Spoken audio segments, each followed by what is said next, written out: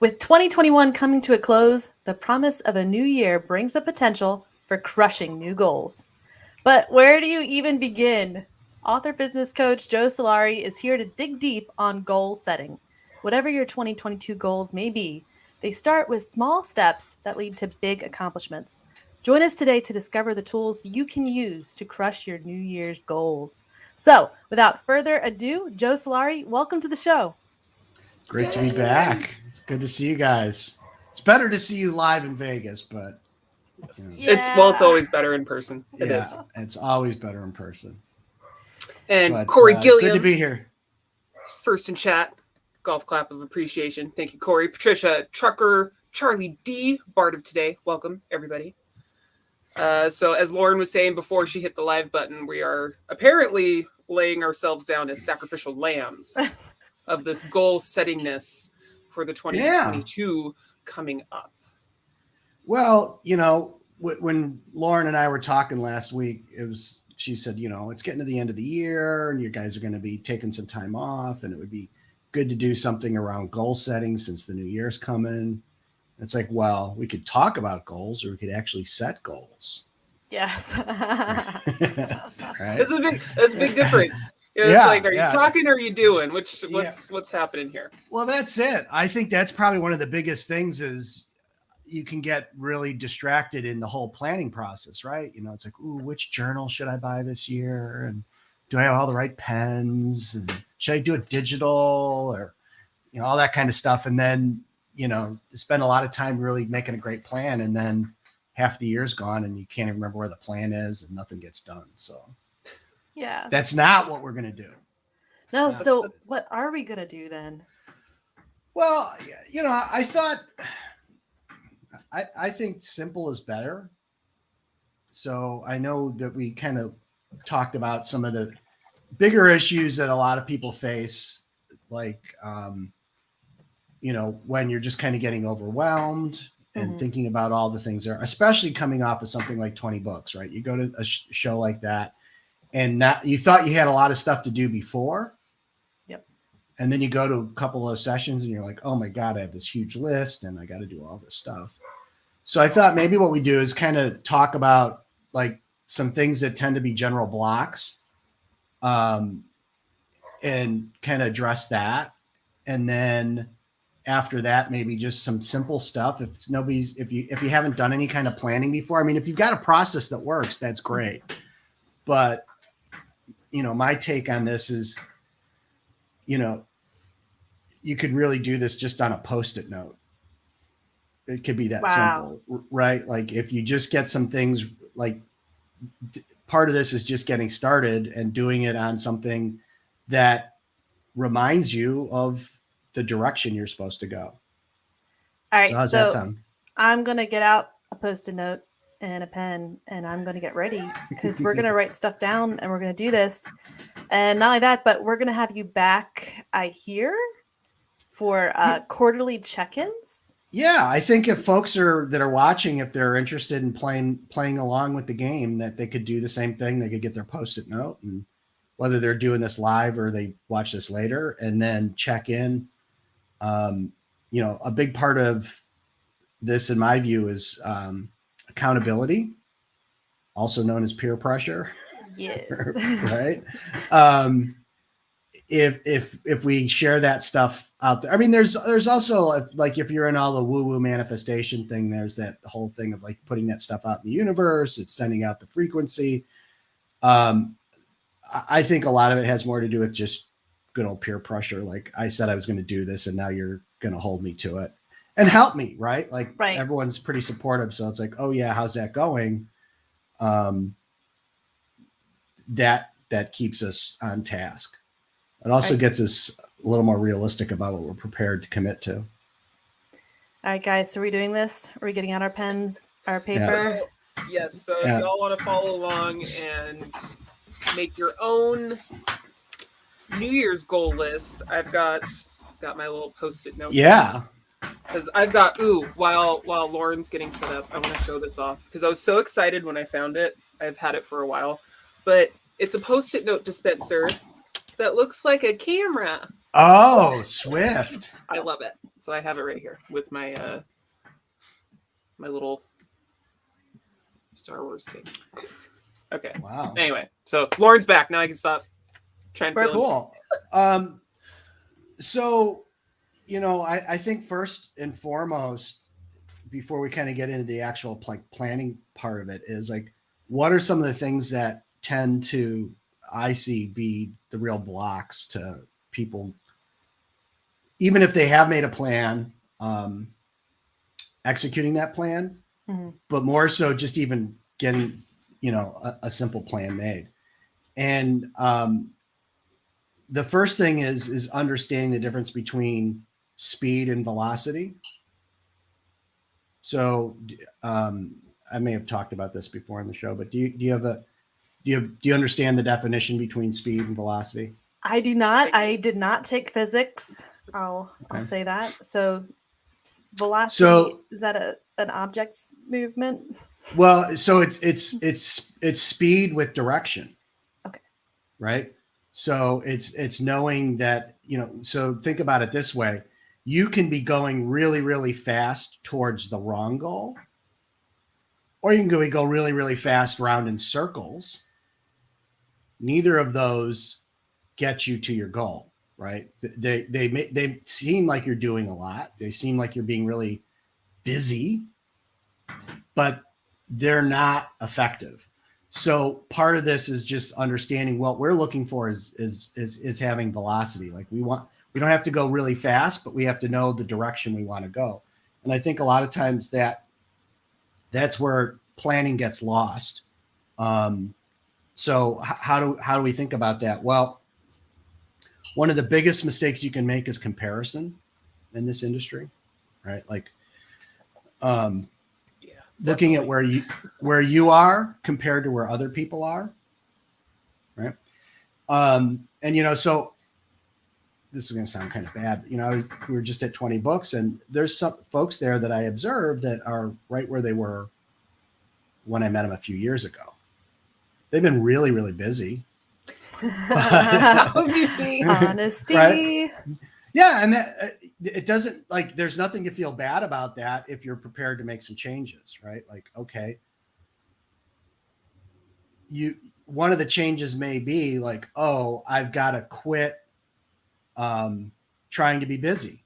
I have to figure out what that direction is. So, for example, you may see somebody that's like, every time you see them, they've got like 6 new things they're doing that are supposedly going to be what makes their author career take off.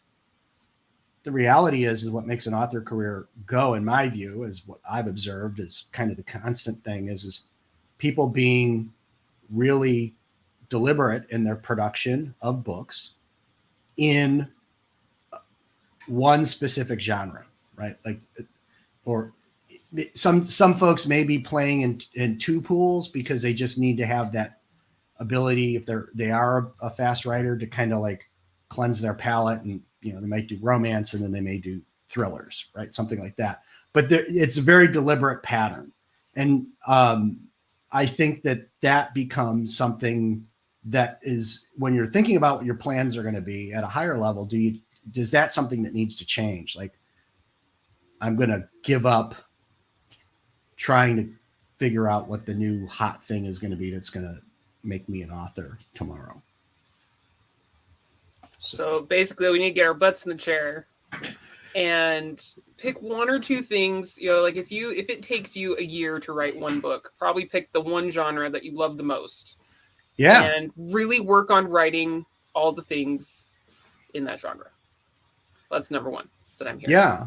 And really boil it down is the pathway to becoming a 7-figure author is to create a quality product, and that changes genre to genre. But for a lot of it, it's got to be, there's got to be multiple books in a series, delivered on a consistent basis, right? The product quality has to be good, and the delivery of that product has to be consistent, right? It can't be, I finish 2 books in this series and then I go off and I do something over there and I go do this and then I come back.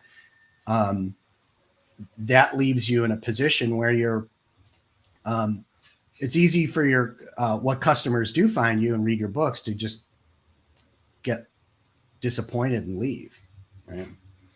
And especially in certain genres, like you guys have written in fantasy and science fiction, the world has changed, and there's a lot of people that are doing just what I say. So they're keeping their customers satisfied. So if your thought is you're going to get some of those people to come over, understand that when they do come over, that's their expectation of service, right? And for folks that maybe your first time seeing me, like everything I'm going to talk about is really business related. So Which like we love. it's a product, it's a service, it's an experience. And if you're not doing this stuff right, then people have other choices and they'll go spend their money with somebody else. Now, if you're not in this to make money, you don't have to do any of this stuff. Yeah. You can go be an artiste and put out crappy covers and all that. But so that consistency is when we start thinking about this, speed and consistency. Now we don't have to do as much stuff. We just have to do some stuff over and over and over again. So to your point, Kalene, like, is it, I just need to get one book written? Maybe, rather than setting some audacious goal that you're going to write 12 books in a year, if you've never done that, don't do that to yourself.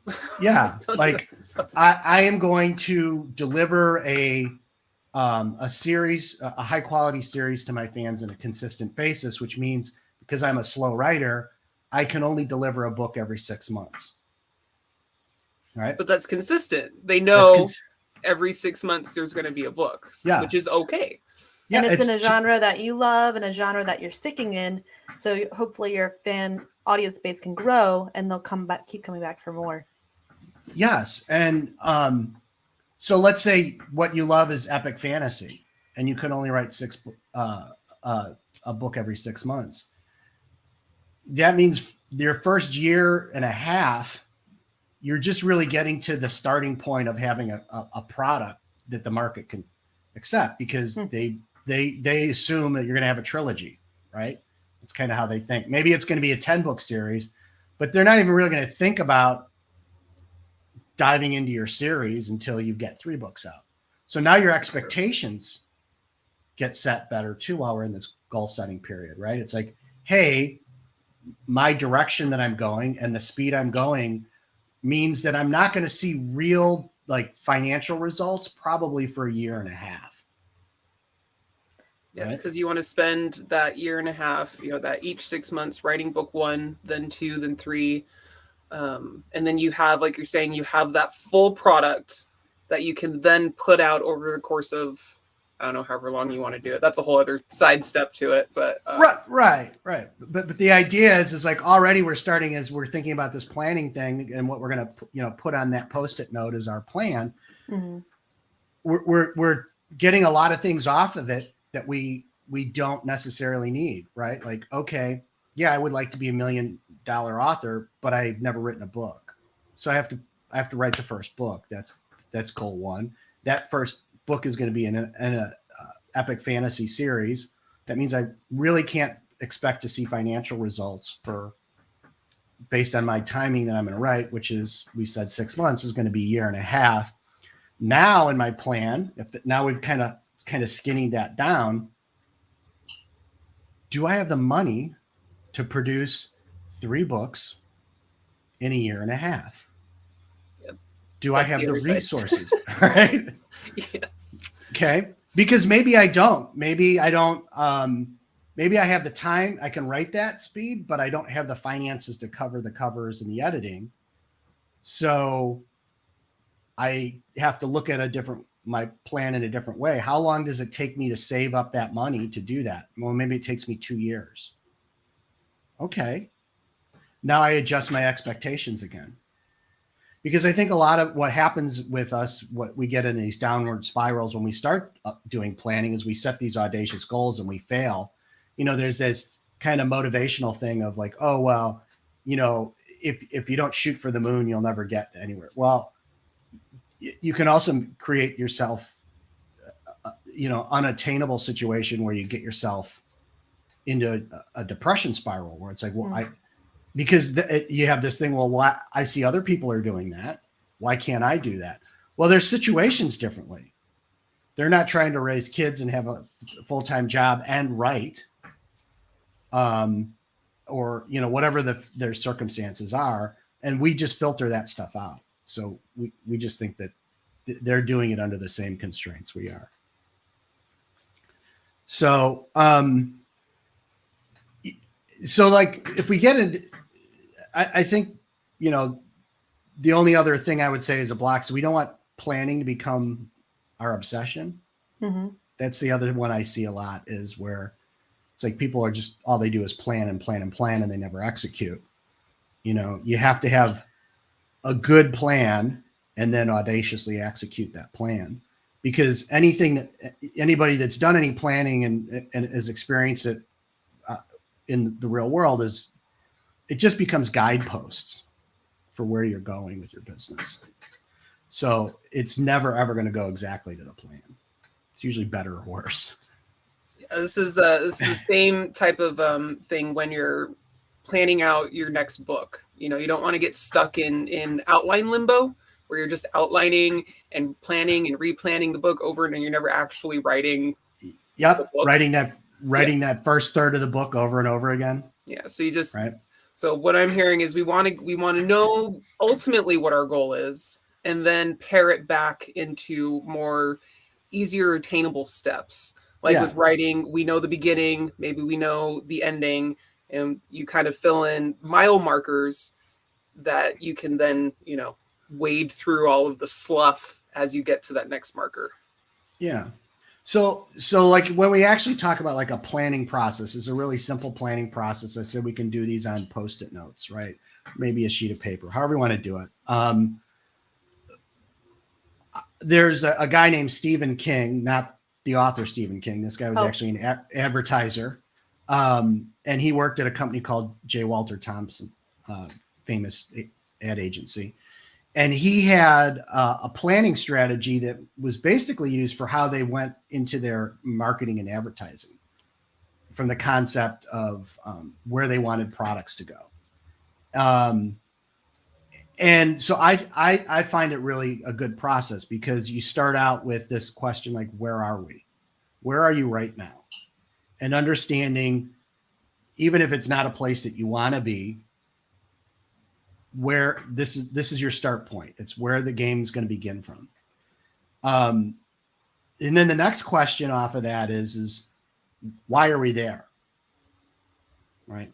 Because sometimes why we're stuck, there's some things that we have to, that aren't necessarily part of a plan, but some things that we have to get unstuck.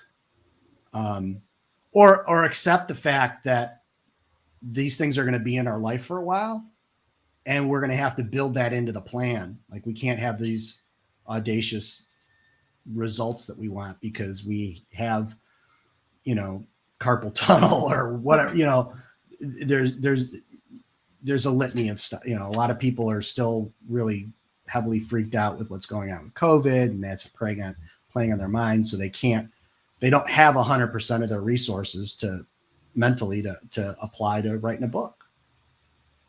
That's where you are. That's where you have to start from. The next big question is, where could you be? Right? That's a good question. Right? Where could you be? And this gets back to what we were talking about earlier, is don't base it on where somebody else is. Really ask that question of where you could be realistically, because to try and be where somebody was that you saw on stage at 20 Books or at Nink, you're not factoring in the fact that they've been doing it longer and they've had different resources and a different path. And the other dirty secret is they may not be where you think they are, right? Yes. As somebody that's looked at a lot of author businesses and high level ones, they're usually not as good as you think they are. Good as in like making a profit, or good as in making stable? the money that you think that they're making. And the other thing that, and I know this is because I've made the same mistake myself, is we make this assumption that if I get my business to this point over here, things are going to get better. If I get to 6 figures, things are going to get better. Well, I can tell you this because I work with authors that do mid 6 figures and 7 figures. They have a whole different set of problems, right? They're in this situation where it's like, oh my God, I can't believe this happened to me. When's it going to stop? Oh my God, I have all this pressure on me of all these fans that are expecting me to deliver and deliver. Like you get into a whole different set of mindset issues. So you're not in a plan, or you're not in a position to think things get suddenly better and magical, and you tend to be more busy.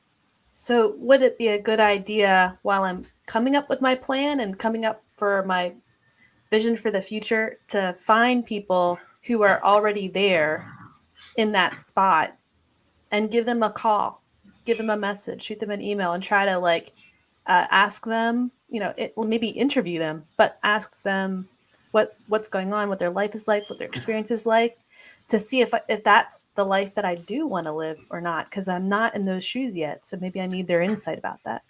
Yeah, I that's a really powerful thing to do is understand, like, what is the grass really greener over there, right? Like, people think, oh, well, if I go and do a bunch of co-writing, I'm going to have all this. It's going to be easier because I'm splitting the thing in half. And it's like, no. I mean, you guys. It is just as hard. It could be harder, right? Oh, yeah. So those are the mistakes that others have made that we may not be prepared to even. We can't see that they've learned from it, and they're not doing that anymore. Right? Yeah, the only way to know is to give them a call and find out. Yeah, and I that doesn't mean every author that I've worked with that does either co-write or publish other authors, at some point we've had that discussion, like, you would have I don't want to say easier, but you would have a less complex life if you weren't doing that stuff. But there's reasons why they're doing it, right? Whether it's to help other authors or because it gives them a break, or everyone's got their own deal. But when you start asking those questions, you come to some reasons what needs to happen in your plan, right? Like, if somebody's like, well, I'm going to go I'm going to build a publishing company, and they haven't even written books. It's like, well, what are you trying to do? Like, what is your objective? That, where are you trying to get to? Is it you just want to be somebody in the industry? Are you trying to, do you have you have stories you need to get out? Like, what I think sometimes we get lost if you're in the industry and you're seeing all this exciting stuff going on, you get lost as to, like, what do I really want out of this? And I think that when you do that, let me ask you this question. What were you each doing 10 years ago? I was teaching English in a Christian school. I was teaching 10th grade, 11th grade, 12th grade, and 7th grade English. And loving it. But I had this idea, I'd like to write. And every day when you get home, I've got a stack of essays, piled high, and just getting through them was difficult. And you kind of keep on putting your own dreams off and off and off. You think, oh, I'll do it during the summer. That's when I'll do it. No, by then you need to clean your whole house because it's trashed and wrecked because you weren't doing that all year long when you were grading essays and such. So I just kept on procrastinating it. But now I'm an editor, and guess what? It's a different kind of essay. Different kind of procrastination. And that's why we thought, hey, Joe, you might need some help. Kalene and I did. We're like, yeah, I need a little help getting going. How about you, Kalene? What were you doing 10 years ago? I guess, okay, I'll just be completely honest. I was homeless 10 years ago. Okay. I was pregnant and homeless 10 years ago. So I was at a point in my life where anything was better than where I was. So where I'm at right now is a hell of a lot better than where I was before. So my like thinking, where am I going to be 10 years from now? I just remind myself of where I was 10 years previous, and I'm like, if I can keep doing at least remotely what I've been doing, then I will definitely be where I want to be. I guess. I don't know. Yeah. So I'm going somewhere with this, and you're actually like, you've helped me make my point, and that is like, part of this thing is time frame, right? Like when you're pulled out of that by that question, and you think like, wow, a lot has happened in your life that has changed in 10 years, things. right? And generally speaking, because prior to that question, you maybe felt really miserable where you were at right now, right? But when you still do, yes. Yeah, but putting it in a context of where you were 10 years ago, you have a lot of gratitude, right? So it's understanding that like there's a level of dissatisfaction that we were always going to have. The planning isn't going to get us to this point where you step into nirvana and happiness always will exist, because we're just designed to always be trying to better our situation, collect more resources. I mean, it's in our limbic system, right? So like the minute you attain something, like you make your full-time living as an author, that back maybe 18 months ago was something that you felt you would be really happy, and you're happy for about 15 minutes. And then you're like, well, now I'm here. Like I got more expenses. I got to make more money than this. Like I got my kidney braces. I got all this stuff starts piling on. And then you go to the next level and the next level. And what I've seen with a lot of authors is you start to think it's a monetary thing, where if I make 6 figures, I make $1 million, I make 3 million. That just puts you on a different type of treadmill. In my case, where I was 10 years ago, I was in an industrial water treatment industry, and I had a business, and I was making all kinds of fancy plans because I had 20 employees, and all my plans were just bigger versions of what I had. Okay. So all I was going to do is make it bigger, make more money, have more of this. None of it was about how I could be prepared for better opportunities in my life and how things might change. Right. And I think that most people, when they start thinking about that, you don't need to be thinking as far out with all these big audacious goals of like, hey, I'm going to do this. It's like, just do the things that are really attainable in that goal. And that's why we can get it on a Post-it note, is like, where do I need to be 12 months from now? Right? Where am I trying to get 12 months from now? And how do I get there? Like 2 or 3 steps. Right? And if we check on those things over the period of 3 months, and we make small improvements towards there, over time, that 10 years flies by and we've gotten to a better place. Does that make sense? That does. Bill Frisbee earlier said, I have discovered no plan survives contact intact. And he's 100% right. And, I think when you get into more sophisticated planning, when we're not just talking about an author that may be planning their production for the next 12 months, when we start talking about like life planning and what you're going to do, it almost becomes even more nebulous, because it's like, how can I be preparing myself for the best possibilities in my life? Because what we all just shared is like, in 10 years time, we're probably not going to be doing what we think we were going to be doing. Right. So be open, not just to changing my plans if something new comes up that's a barrier to them, and being flexible there, but also being open to taking advantage of opportunities that kind of pop up, and then maybe I need to Absolutely. change my plan. Corey says, what sorts of things need to be in our plans? So that's a great question. And I think that once we kind of get a feel for, like what we were talking about earlier, what is it that, what is it I'm trying to attain? So like if we kind of bake this down, like, hey, I know I've got this great dream. I would love to be a full-time writer. To be a full-time writer, I got to write a book.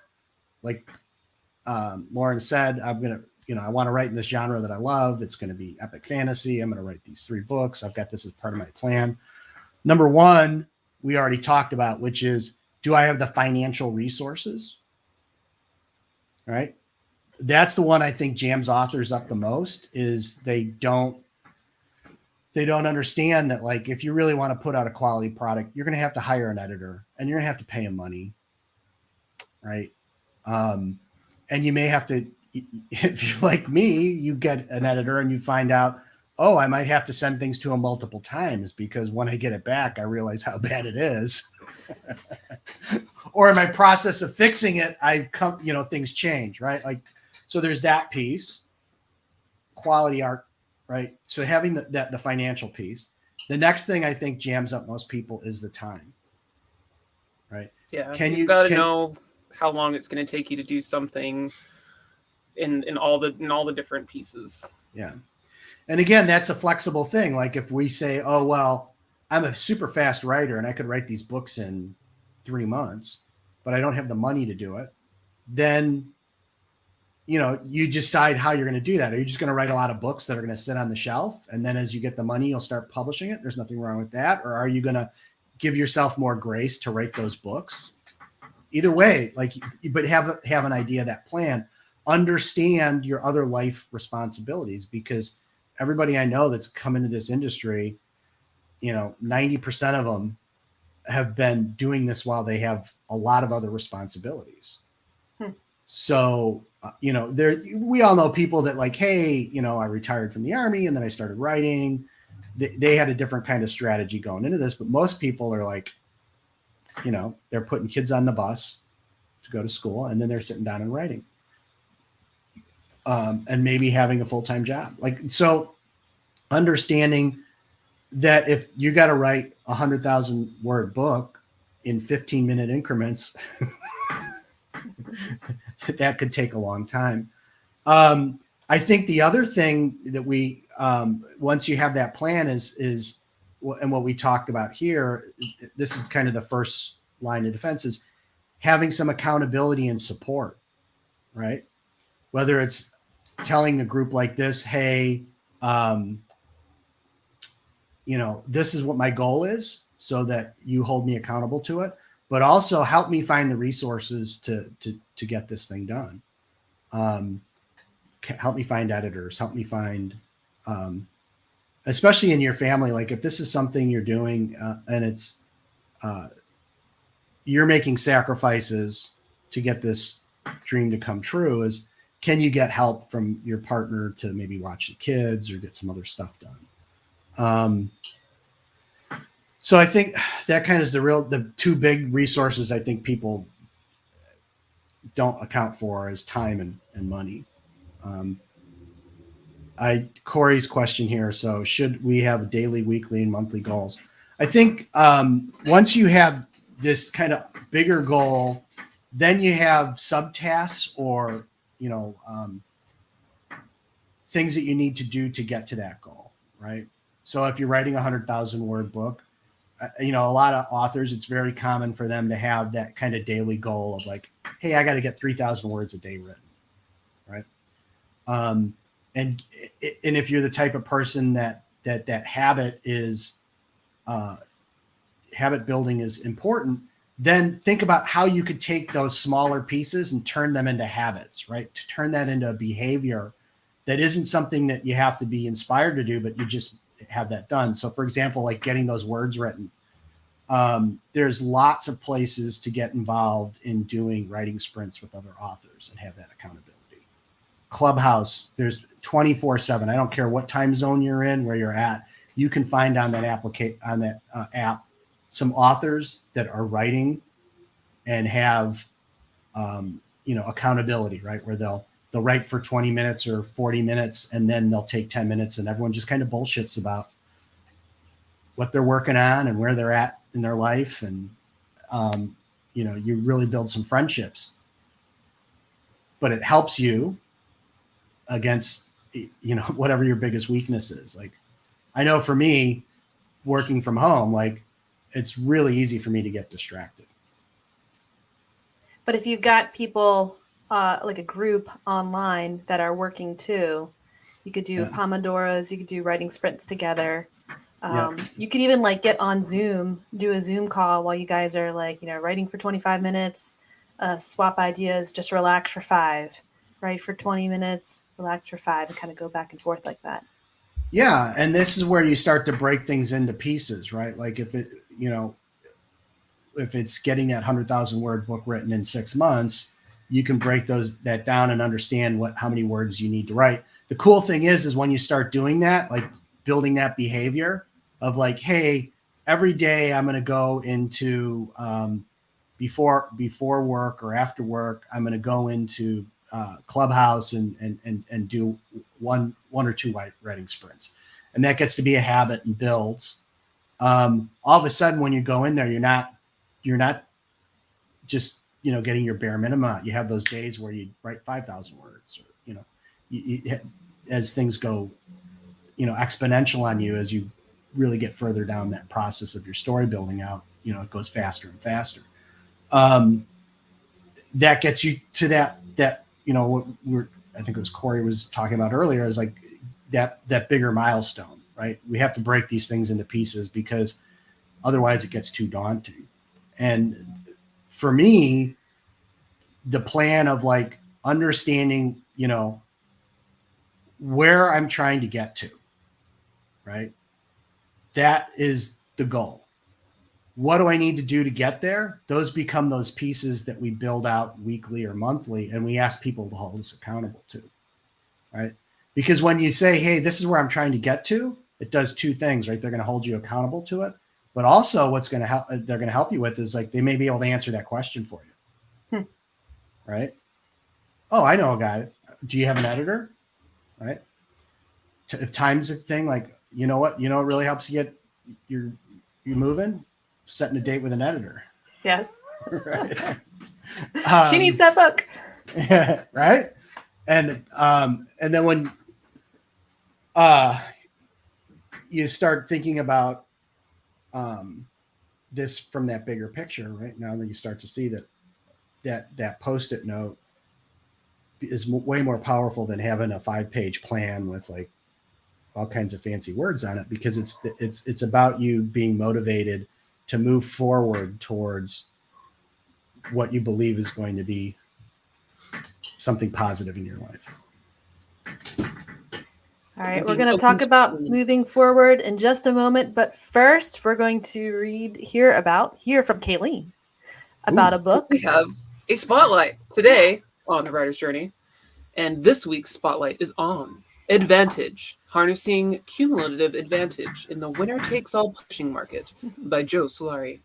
The top 2.5% of high-performing authors earn 64% of the book profits. How do they do it?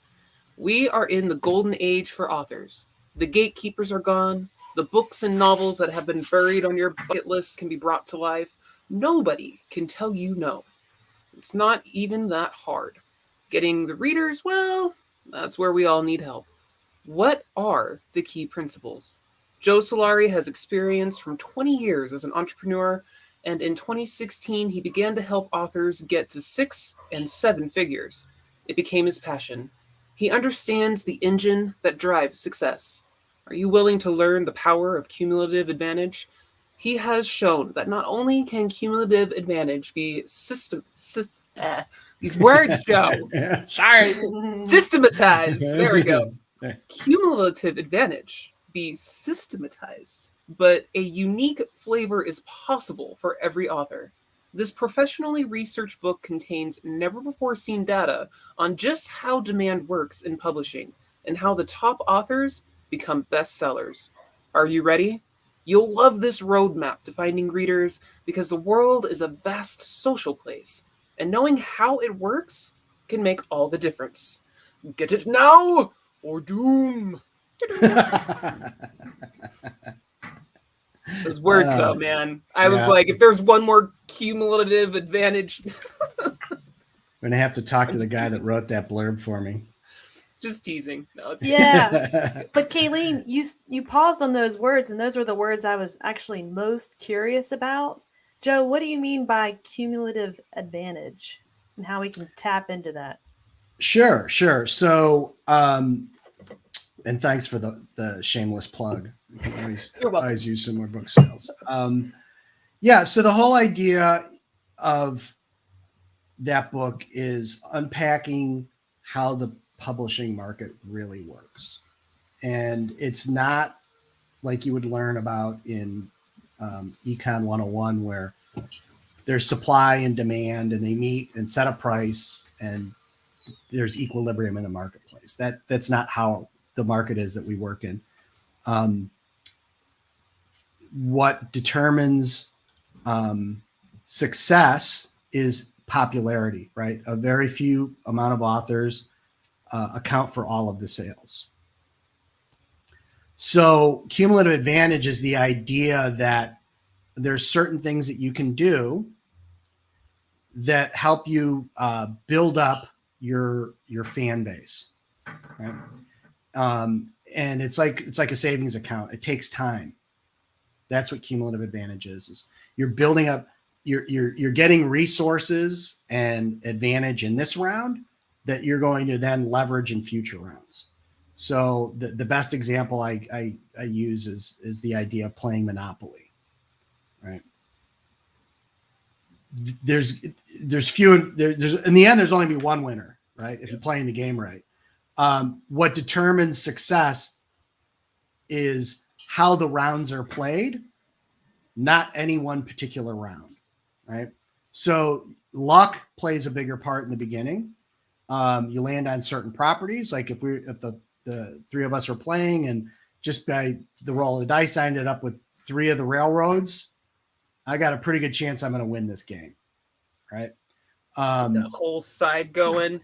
Yeah, I get, I was playing with, we always play it at over the summer at this, when my family gets together at this reunion, and we're pretty hardcore in how we play the game. And my niece got the red properties in the first 3 times, or like naturally, just by roll of dice. And we were all like, it's over. Game's done. Like, we don't need and she's a sore winner. So it was like, this is going to be awful. Right.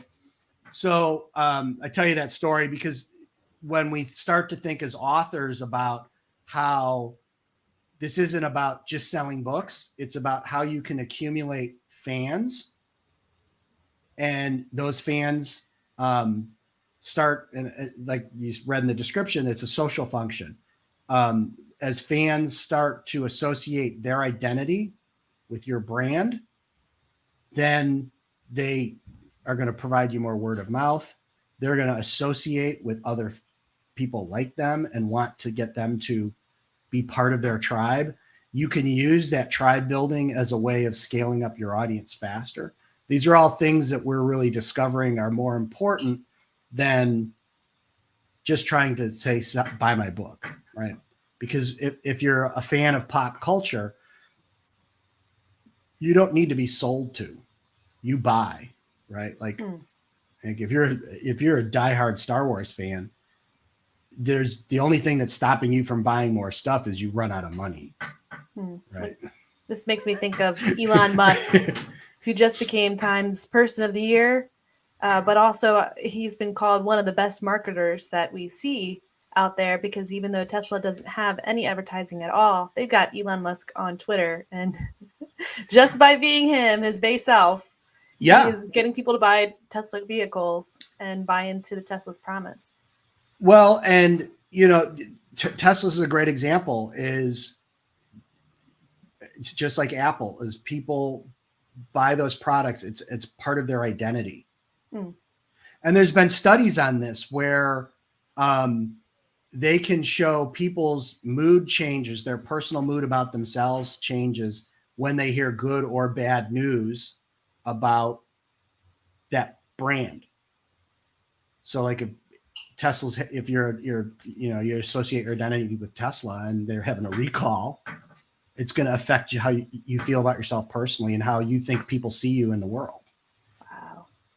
And when you start to think about that as an author, that your readers are associating their self with your brand, not through you as like, oh, I think you're a great author, but because they're making these connections with your story world and your characters, right? Those characters are part of them. They're manifesting in their head. They're physically part of them because where those characters are being realized are in their brain in the same locations that we have our memories and our associations of friends and families and, all the things that we've come to comprehend the world through. And when you look at it in a functional MRI machine and that you ask them survey questions about your characters, they will show up just like they would if they were talking about a friend or a family. So they're part of their self.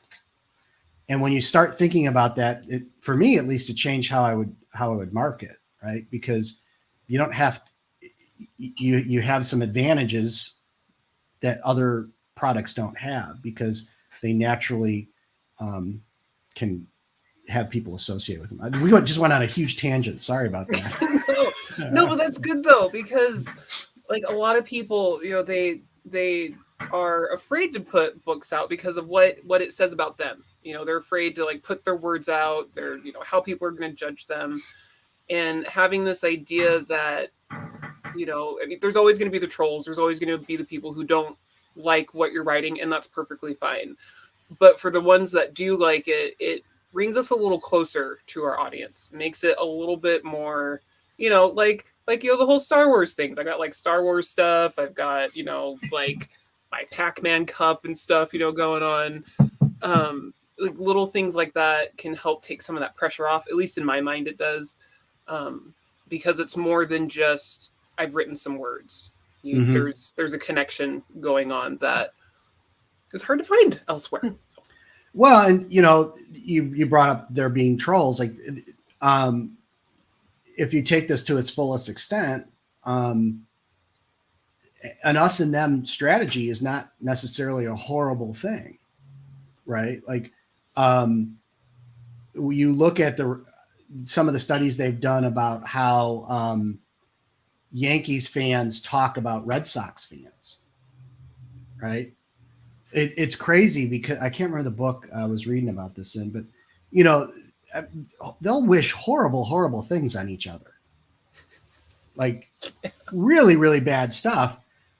But has nothing to do with the person. Like the person wouldn't do, like if I'm a Yankees fan and I'm talking about a Red Sox fan, it's like, well, I hope they get cancer or like all this horrible stuff. But I wouldn't do that to just a stranger on the street. It has to do with my identity and that joyful hatred of our opposition, right? But I'm actually going to have feelings about myself on how if we lose to the Red Sox, right? But like, really, that has nothing to do with real life, right? It's important for our identity. And I think when authors start to think about that with how invested their readers are with their characters and their story world, it changes how you focus your marketing and how you think about selling books. It's not like this, I'm yelling at the front of my carnival for you to come in.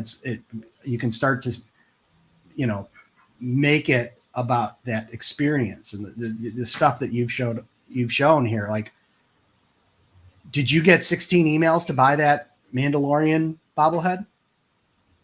No, Did you get a special deal? Nope. I was just walking in a store and my daughter was looking at stuff and I'm like, I need that. And she's like, what? I'm like, this. I I need this, and it's only this much. I can do that for myself. Yes. And then I bought it. Yeah. So on an emotional level, you knew you were going to get something out of that. It was going to help you to show your identity. It was going to help you to, it makes me happy. It makes looking at it. Right. It makes you happy. Right. Like, and then logically you just rationalized it. Like you sold yourself like, oh, it's not that much. It's a bargain. I'm never going to be. I tried to talk myself out of it. I did, but it didn't work. Yeah. But speaking of identity, Kalene, I see that little bobblehead, and I'm like, that's you and Willow. Like you are that warrior mom protecting the baby. 10 years now, and 10 years from now, she's going to be a grown adult. Like I cannot wait to see her. Don't say that. I don't need to think about that. She's getting too big already. Okay. Yeah. So yeah, now it turned into marketing and planning. Sorry about that. No worries. That's what we do here. But tapping into identity. Yeah. Well, I mean, so that's, here's where we'll tie it all together because I can do this. The planning thing that I talked through, that came from a guy who is in advertising and marketing. And he uses those questions to determine what a brand is going to do. Where are we? Why are we there? What could we be? How do we get there?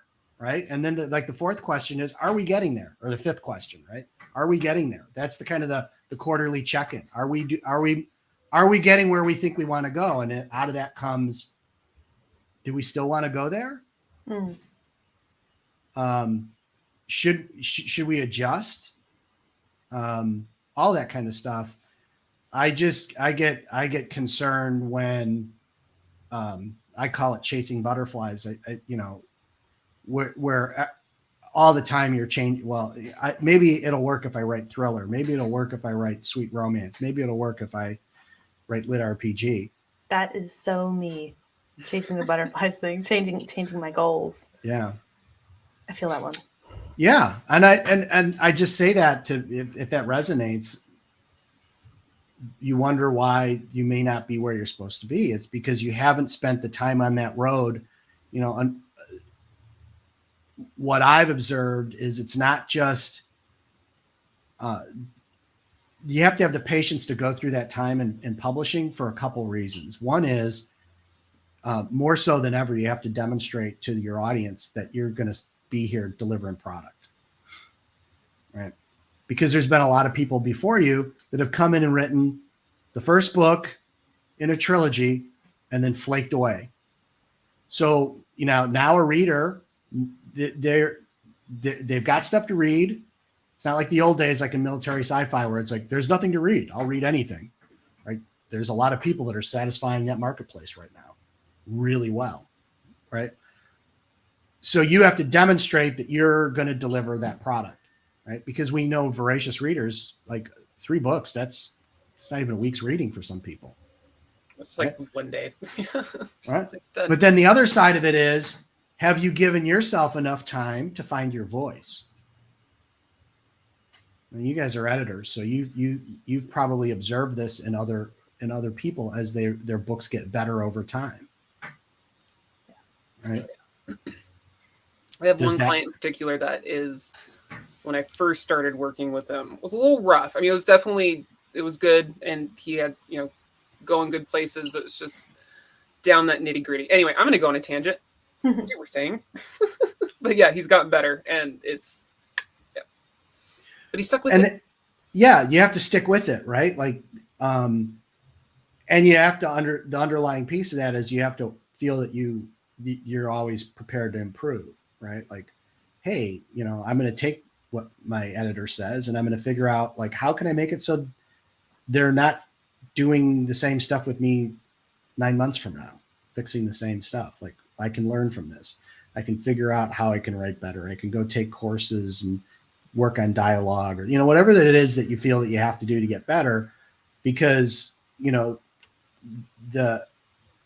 when you look at like elite professionals, like the difference between like an all-star like Michael Jordan in basketball versus other players in the NBA,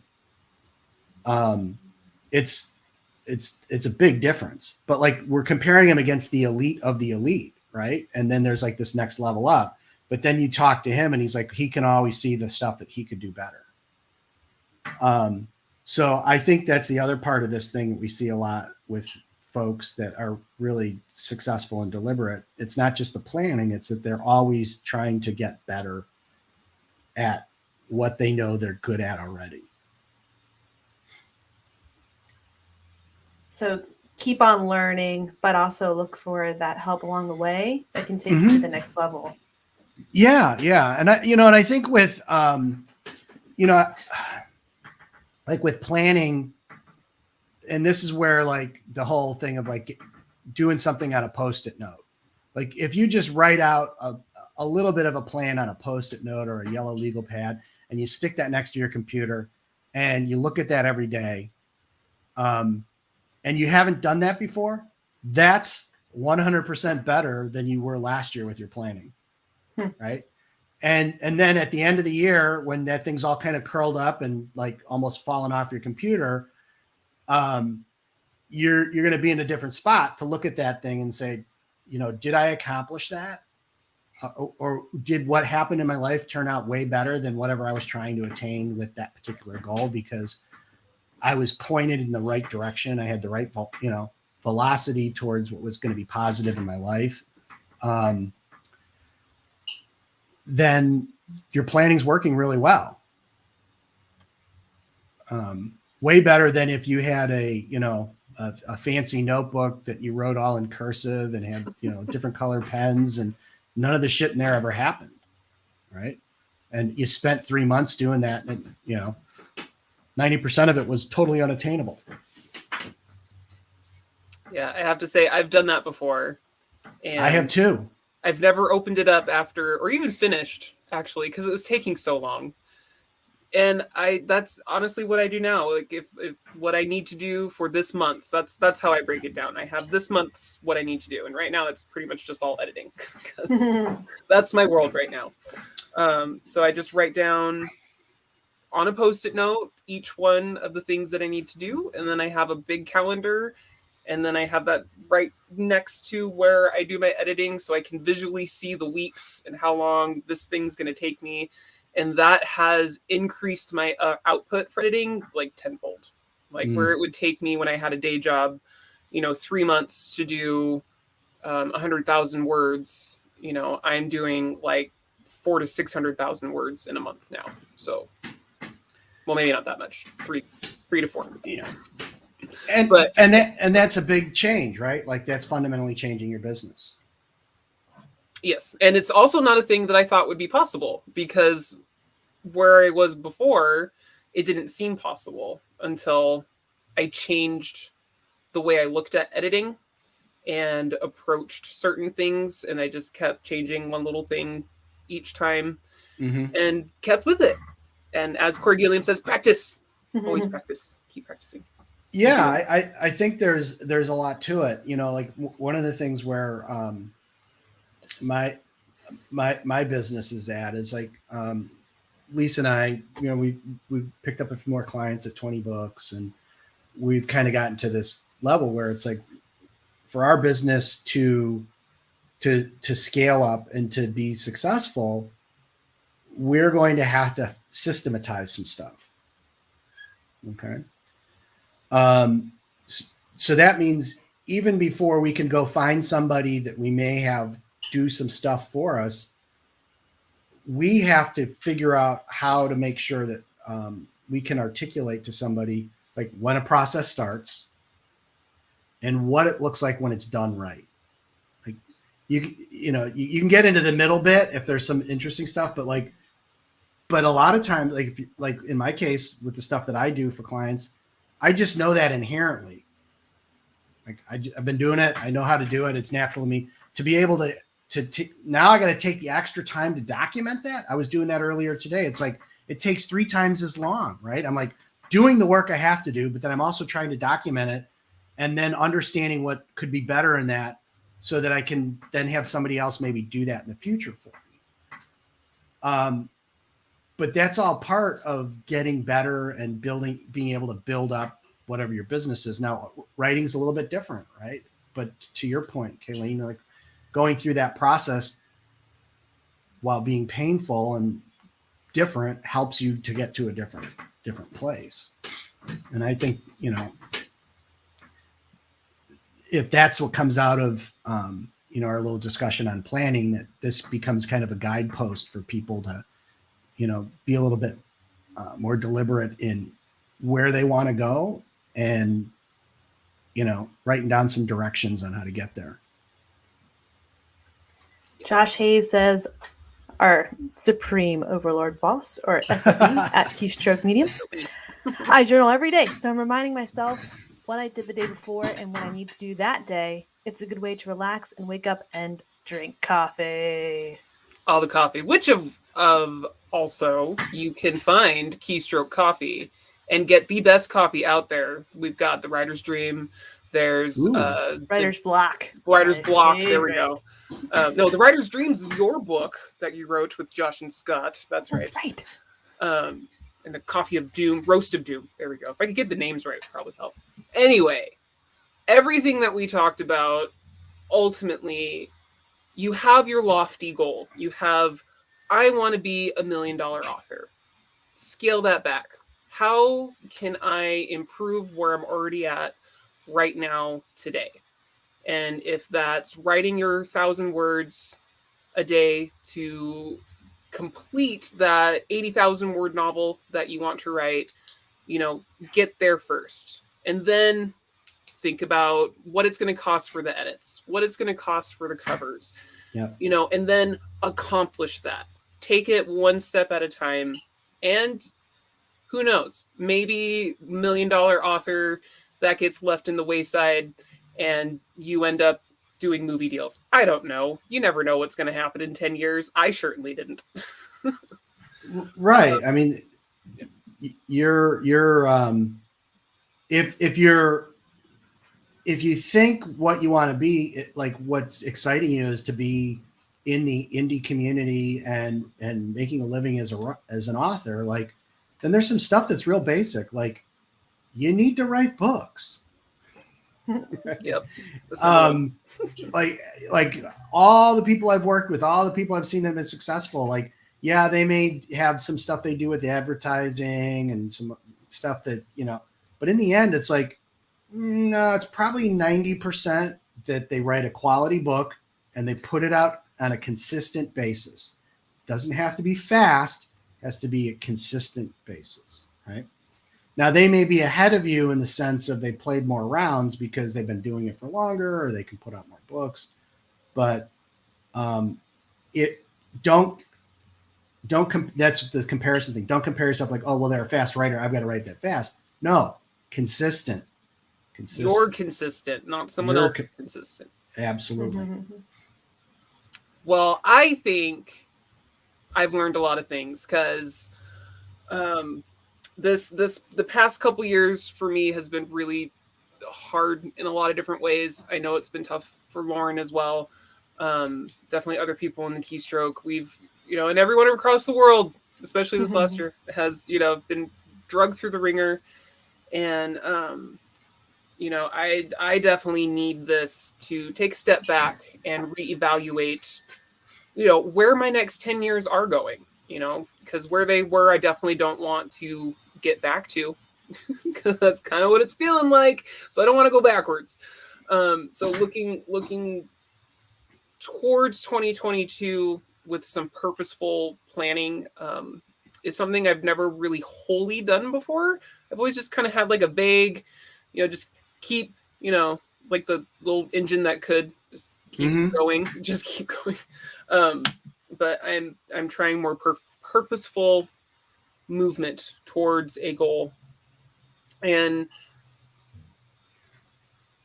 the things that you're saying help solidify a lot of, murkiness in my own mind. So I thank you for that. I thank you for joining us and giving us your wisdom and your kind words. And your I love coming on and talking with you guys. And like I said, we can, if there's some folks that, like, why not, if they've got something that they want to commit to, if they don't have any place else to,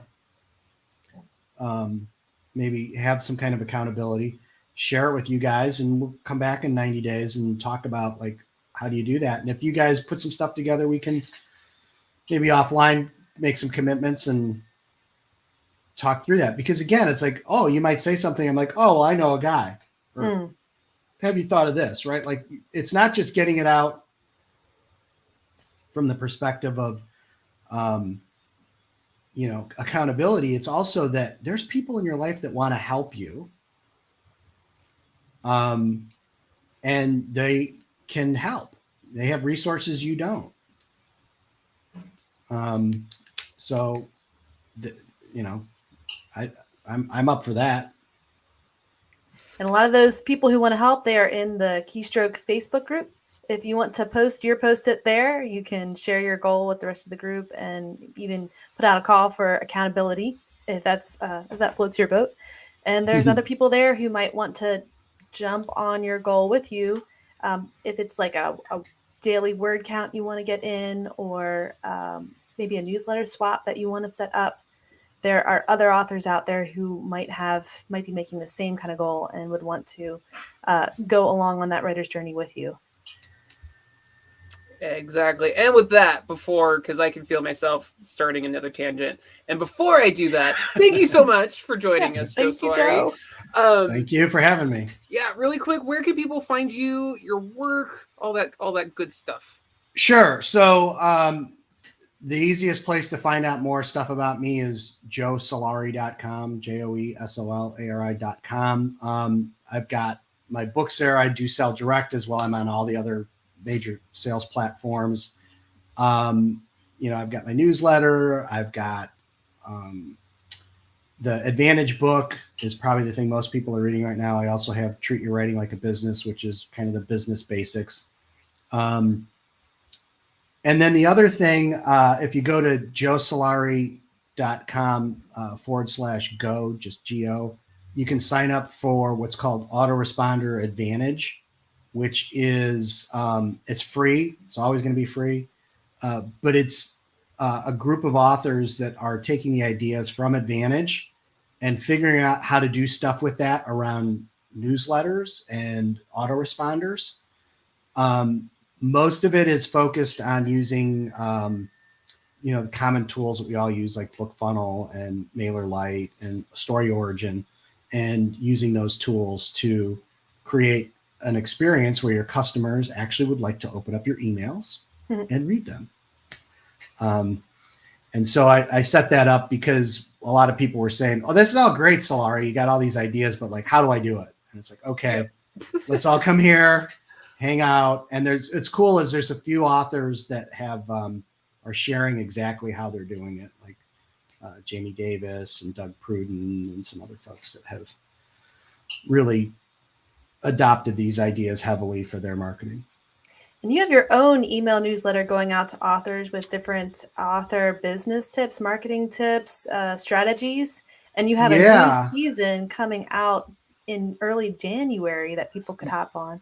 Yeah. So that's the other thing. It starts January 1st. You can go to the website and sign up. There's a free and there's also a paid version. The paid version you get sooner and you get more stuff. There's actually a membership area.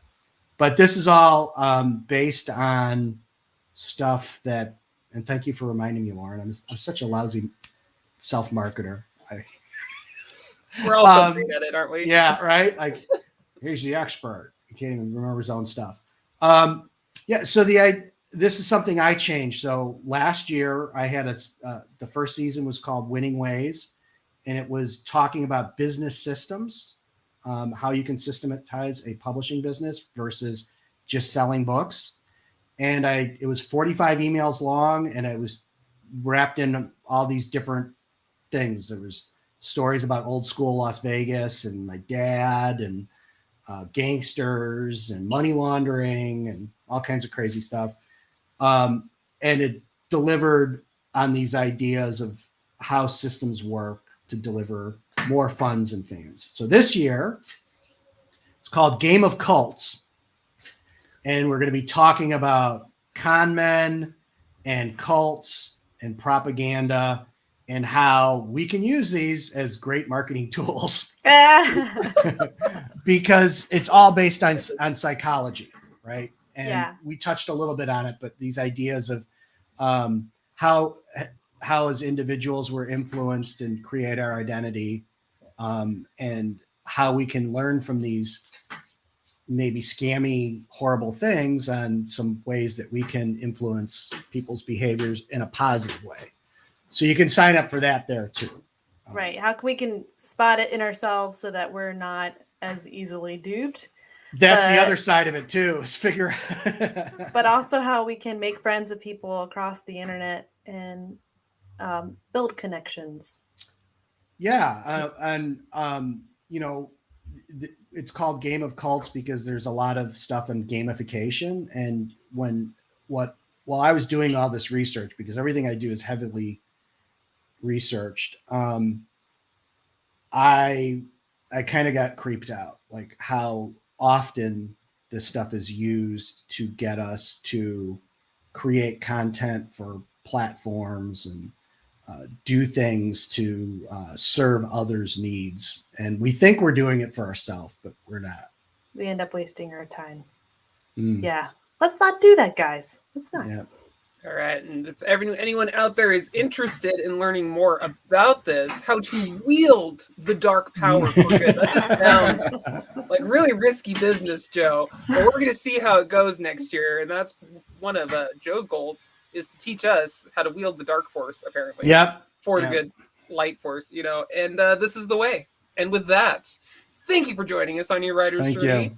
Hit that subscribe button, ding the little bell. Check us out on Facebook. Check out Keystroke Coffee at keystroke.medium.com because it's delicious, and also I need to order some more.